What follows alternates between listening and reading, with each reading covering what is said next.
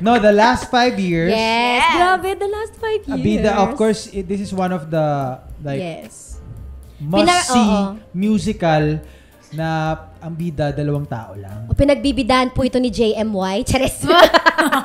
Diba? So, si Gab and Mike, gagawin nila uli, i-reproduce. Reproduce! Hey, careful sa reproduce! Kung careful tayo sa reproduce! Nire-reproduce nila at i-remake nila ang last 5 years dito sa Pilipinas. Yes. Grabe, nakakatuwa, no? Nakakatuwa, nakaka-proud kasi nga, syempre, nagsimula kaming lahat sabay-sabay sa Rock of Ages. Rock of Ages, Ervare. Yeah, 9 years ago. Wow! 9 years doon nagsimula ago. ang aming friendship at doon din kami kinuha ng mga kung sino-sinong tao para sa mga proyekto. At ngayon po ay nandito po kami sa isang banyo. Wala pa nga. Ay, gusto siya sabihin. Anong gusto mong Ano gusto mong Natatakot sabihin? ako! Doon kami nagkakilala at doon din kami may nagwatak-watak. Dahil sa rock! Siraan ng buhay! Yung parang, oy, meron tayong bagong run. Tapos yung schedule natin, sabi ni Chang, guys, ano ba? Actually. Ano ba? Hindi na tayo ngayon, makagawa. di ba yung rock curse? Oo. Yung sinasabi natin lahat, yung either magkakasiraan ng buhay, either May maghihiwalay. may maghihiwalay, magkakabuo ng something, like baby, ganyan. Basta may mangyayaring malaking bagay ang dahil sa Trivia para sa mga viewers natin.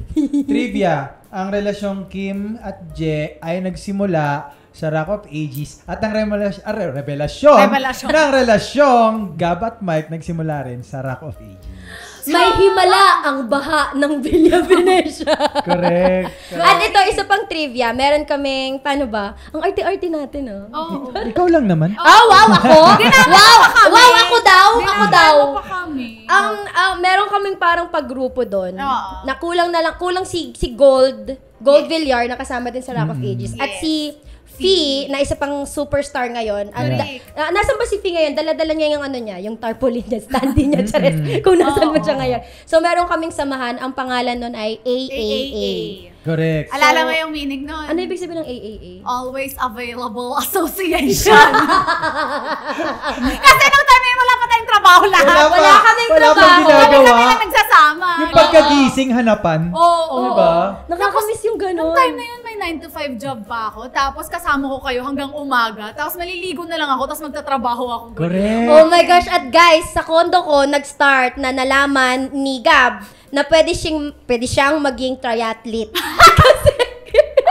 Correct. Ano ginawa ng... kwento mo. Kasi ginising ako ni Gold. Naalala ko yun. Gab, mag-office ka na. Tapos pagising ko, wala na ligo-ligo. Tumakbo ako papunta. Correct. Makati!